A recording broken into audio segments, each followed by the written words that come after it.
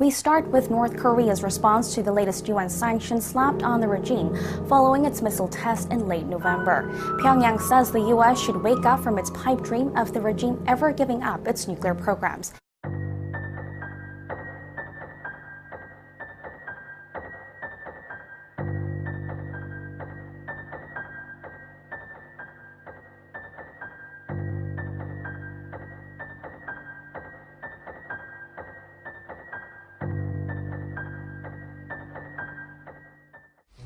North Korea sounding off after a fresh round of sanctions from the UN Security Council in response to its missile launch late last month. The new sanctions limiting Pyongyang's access to oil and forcing North Korean workers in other countries to return home. The rogue regime calling the sanctions a, quote, act of war. An act of war. An act of war. Quote, an act of war. That's according to the regime's state-run news agency. It reported on Sunday that their foreign ministry says the new sanctions are a complete economic blockade against the country. 이번 제재 결의를 우리 공화국의 자주권에 대한 난폭한 침해로 조선반도와 지역의 평화와 안정을 파괴하는 전쟁 행위로 낙인하며 전면 배격한다. And over in the U.S., Defense Secretary James Mattis says the best way for America to avoid war is if its troops are, quote, ready to go. Speaking to soldiers on Friday, he said U.S. diplomats rely on the military's preparedness, which allows them to speak with authority in negotiations. Won Jung-han with the details. Storm clouds are gathering over the Korean peninsula, U.S. Defense Secretary Jim Mattis said on Friday. Mattis was speaking to soldiers and airmen at the 82nd Airborne Division's Hall of Heroes in North Carolina as part of his holiday tour of bases to greet troops. He didn't go so far as to predict armed conflict, but he said America will have the best chance of preventing one if its words are backed up by a strong military. A military that is ready to take action, he said, will give weight to the words of diplomats as they try to put an end to North Korea's nuclear and missile programs. Mattis's remarks came as the United Nations adopted tough new sanctions on North Korea, seeking to ban around 90% of the regime's imports of refined petroleum products. I give the floor to the representative of the United States. Thank you, Mr. President. Before I begin, I want to take a moment to honor some very important people. As we gather together in the Security Council, many around the world are preparing to gather with their families to celebrate a season of peace and generosity. Amid this celebration, we remember the men and women of our military who are away from their families, fulfilling their solemn vow to defend our nation and its allies against those who would harm us. My prayer this Christmas is that our words and deeds today contribute to our shared cause of peace and that they honor those who keep us safe. And with that, I would like to specifically thank my Chinese colleagues for working with us on the negotiations. I want to thank all other members of the Council who really quickly moved to make action and allow this to come forward.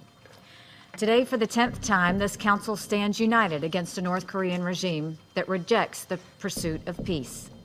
The Kim regime continues to defy the resolutions of this Council, the norms of civilized behavior, and the patience of the international community. Their arrogance and hostility to anything productive has set their country on a destructive path. While the Defense Secretary has highlighted the importance of military preparedness, telling the troops to read the book, A Study in Unpreparedness, published in a decade after the Korean War ended in 1953, to get an idea of what went wrong the last time around. Reports have suggested recently that the U.S. was considering evacuating the families of military personnel in South Korea, but Mattis said it hasn't reached that point yet. Mattis' remarks came as South Korea prepares to host the Winter Olympics in February in Pyeongchang, just 80 kilometers from demilitarized zone. Although analysts have warned that North Korea could try to disrupt the games with provocations, Mattis said he thinks that's unlikely. 9 times before today, we have asked the North Korean regime to choose the path of peace. And if they do, we would welcome them back into the community of nations. But Pyongyang has chosen the path of isolation. As we have in the past, we will continue to match the Kim regime's choice of aggressive actions with actions of international sanction. I commend the members of the Security Council for their unity and persistence in the sustained international defense of peace and security. On November 29th, Pyongyang launched an intercontinental ballistic missile. This was another attempt by the Kim regime to masquerade as a great power while their people starve and their soldiers defect.